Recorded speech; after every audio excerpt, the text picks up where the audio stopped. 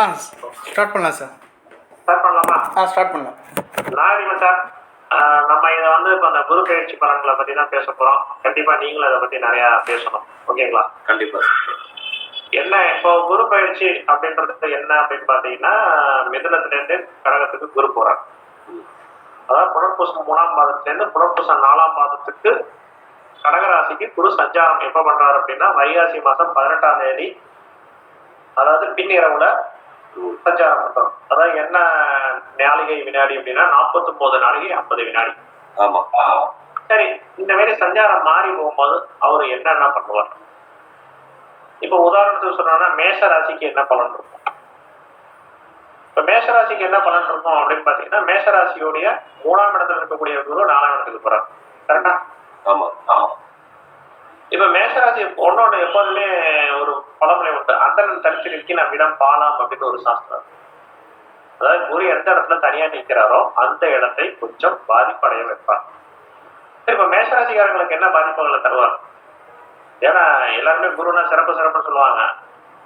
சிறப்பா காட்டிலும் முதல்ல அதோட என்ன வீக் பண்ணுவார்ன்றதே நம்ம ரொம்ப முக்கியமா பார்க்கணும். மேஷராசிக்காரங்களை பொறுத்தவரைக்கும் குரு மிதுனத்துல இருந்து கடத்துக்கு போயிட்டாருனாலே கண்டிப்பா மேஷராசிக்காரங்களுக்கு இடமாற்றம் உண்டு. முதல் பாயிண்டே இதை நம்ம அடிச்சிடலாம். ஏன் இந்த இடமாற்றம்ன்ற விஷயத்த நம்ம சொல்றோம் அப்படின்னு பாத்தீங்கன்னா, 4ஆம் இடம்ன்றது என்ன இடத்தை குறிக்குது?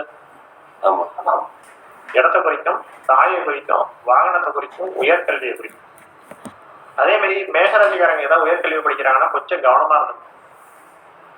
இப்போ மேஷராசிக்காரங்க ஏதாவது நீட் எக்ஸாம்லாம் எழுதுறாங்க, இல்லை நீட்டை முடிச்சுட்டு அடுத்தது எம்எஸ் ஏதாவது பண்றாங்க, இல்லை எம்டி பண்றாங்க அப்படின்னா பேசாம நம்ம வேலைக்கு போடுவோம், அடுத்த வருஷம் இதை பார்த்துக்கலாம் அப்படின்னு ஒதுங்கிக்கிறது புத்திசாலித்தனம். அதே மாதிரி மேஷராசிக்காரங்க அவங்க அம்மாவை கொஞ்சம் ஆரோக்கியம் நல்லா பார்த்துக்கணும்.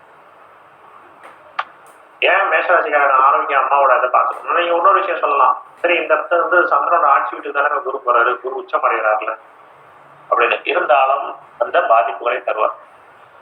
சரி, அந்த பாதிப்புகளை எப்ப தருவார்? அடுத்த கேள்வி. இந்த குரு பயிற்சி வந்து புனர்பூசம் 4ஆம் பாதத்துல மாறி அடுத்தது பூச 1, 2, 3 பாதத்துக்கு போவார். அப்ப கொடுக்க மாட்டார். ஏன்னா அது சனியோட சாரத்துல போவார். அடுத்தது புதனுடைய சாரத்துல இறங்குவார். அதாவது ஆயில்யத்துக்கு போவார். அப்ப போகும்போது அவங்க தாயாருக்கு பிரச்சனையே கொடுக்கும். இப்போ ஒரு கேள்வி வரலாம், அது ஏங்க பூசத்திலையோ புனர்பூசத்திலையோ 4ஆம் பாதத்திலையும் நடக்காதது, ஏன் ஆயில்யத்துல போய் நடக்குது அப்படின்னா, ஆயில்யம்ன்றது புதனுடைய நட்சத்திரம். காலபுருஷ தத்துவத்துப்படி பாத்தீங்கன்னா 4வது வீட்டுக்கு மறைவு வீடு. அது 4வது வீடுன்றது கடகம், அது சந்திரனோட வீடு. அந்த வீட்டுக்கு மறைவு வீடு யாரு? புதனுடைய வீடு. அப்போ அந்த காலகட்டங்கள்ல கொஞ்சம் கவனம். சரி, அந்த ஆயில்யம் எப்போ போகுது அப்படின்னு பாத்தீங்கன்னா, அது போகக்கூடிய மாதங்கள் அப்படின்றது நம்ம பஞ்சாங்கத்துல பாத்தீங்கன்னா தெரியும். புரட்டாசி மாசம் இந்த 2ஆம் தேதி போறாரு. மாத்தி சொல்றீங்க. 19/8 அவர் வந்து 19/8/2020 இருந்து 9/10/2026 வரைக்கும் கொஞ்சம் மேஷராசிக்காரங்க அவங்களுடைய தாயாருடைய ஆரோக்கியத்திலையோ அல்ல ஏதோ ஒரு புது முயற்சிகள்லையோ ஏதோ 19/8 இருந்து 9/10 சொல்றாங்க. இந்த இடத்துல அவங்க வந்து கொஞ்சம் எச்சரிக்கையா இருக்கணும்.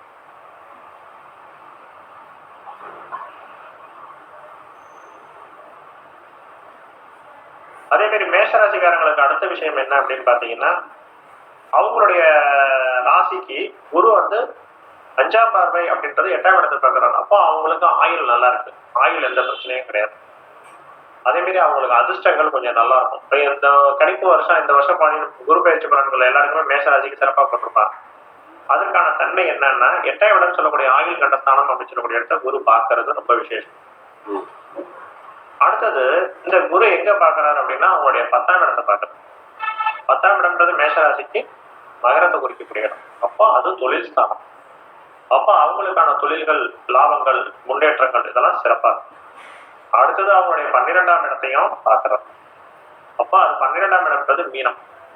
அப்ப மேஷராசிக்காரங்க ஐன சுகம் அப்படின்னு சொல்லக்கூடியது. அதே நேரத்துல மறைக்கல்வி, கல்வி, இது எல்லாமே, அதே மாதிரி ஆன்மீக வழிபாடு, இது எல்லாமே மேஷராசிக்காரங்களுக்கு சிறப்பா இருக்கும்.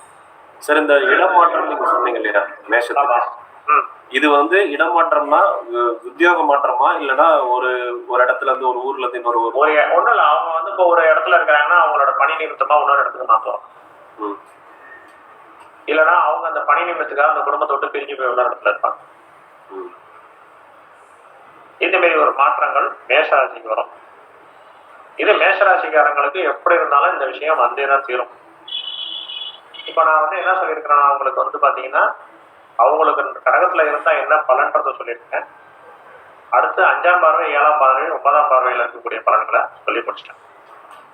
இப்ப மேஷராசிக்காரங்களுக்கு வேற ஏதாவது உங்களுக்கு சந்தேகங்கள் இருந்ததுன்னா கேளுங்க. நீங்க கேட்கக்கூடிய விஷயம் எனக்கு புரியுது. ஏன்னா அஸ்வினி நட்சத்திரம் யாருடைய நட்சத்திரம், அதுல என்ன நடக்கும் அப்படின்றத நீங்க மறைமுகமா கேட்டுட்டு இருக்கீங்க. ஏன்னா இந்த விஷயம் ரெக்கார்ட் ஆயிட்டு இருக்கு. நீங்க தாராளமா கேளுங்க. அதான் சார், இப்போ ஒரு பொதுவான ஒரு விஷயம் ஒண்ணு இருக்கு சார். இப்போ வந்து ஒரு குரு பெயர்ச்சி ஆகுறதுக்கு ஒரு 2-3 மாசத்துக்கு முன்னாடியே அதோட பலன்கள் வந்து நடக்க ஆரம்பிச்சிடும் சில விஷயம் சொல்லுவாங்க. அது உண்மையா? இல்ல நான் என்ன சொல்ல வரேன்னா, மேஷ ராசியில இருந்தே கேள்விகளை நீங்க அந்த பொது பலனுக்கு போக வேண்டாம். பொது பலனுக்கு போனா இந்த மேஷ ராசிக்கான சப்ஜெக்ட் கண்டென்ட் போயிடும். புரியுது சார். இப்ப நீங்க சொன்ன 3 விஷயம் வந்து பாத்தீங்கன்னா அம்மாவோட உடல் நலத்துல நீங்க பார்த்து, அதாவது யாருன்னா மேஷராசியில யாரு இருக்காங்களோ அவங்களுடைய அம்மாவோட ஆரோக்கியம். புரியுது, அது புரியுது. ஆமா, அதே மாதிரி அவங்களுக்கு இடமாற்றம் உண்டுன்றீங்க, தொழில் நன்றாக இருக்கும்னு சொல்லியிருந்தீங்க. ஆமா. இது இன்னொரு விஷயம் என்ன பாத்தீங்கன்னா, நம்ம ஒவ்வொரு ராசிலையும் ஒரு ஒரு உறுப்பை பத்தி நம்ம பார்த்தோம். ஞாபகம் இருக்கா? அது இப்ப யாராவது இருக்க முடியுமா அந்த இடத்த? அதாவது உடல் சொல்லக்கூடிய அந்த தலை பத்தி. மேஷம் வந்து தலை. ஆமா, அது மாதிரி ஒன்னொன்றும் சொன்னோம். ஞாபகம் இருக்கா? ரிஷபம் முகம், மிதுனம் தோல், கை, கடகம் மார்பு, கரங்கள். மார்பு இப்ப மேஷராசிக்காரங்களாம் கொஞ்சம் ஹார்ட் சம்பந்தமா நல்லா பார்த்துக்கணும். ஹார்ட்டா சார்? ஹார்ட், இதயம். எப்படி சார், எதை வச்சு சொல்றீங்க? ஒரு ஒரு ராசி சொல்லக்கூடிய உறுப்புகள்ல நம்ம பார்த்தோம். ஞாபகம் இருக்கா? ஆமா, மேஷத்துக்கு தலை. ஆமா, கடகத்துக்கு என்ன சொல்லியிருக்கிறோம்? மார்பும் கரங்களும். மார்பு கரங்கள் சொல்லுவோம். ஆமா, அப்போ கை சம்பந்தமானதோ அல்லது ஜஸ்ட் அதாவது ஹார்ட் சம்பந்தமா செக்அப் ஒரு கார்டியாலஜிஸ்ட் இந்த மாதிரி பாக்குறதுன்னா அவங்க தாராளமா பாத்துக்கிறதுனால, அதாவது கடகத்துக்கு ஒரே நிமிஷம் லைன்ல இருக்கு சார்.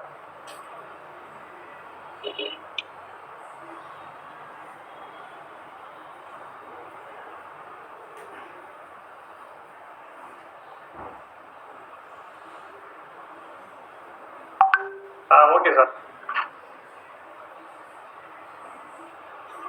மேஷத்துக்கான பலன்கள் மேஷத்துக்கான பலன்கள் ஓரளவு ஓவர்.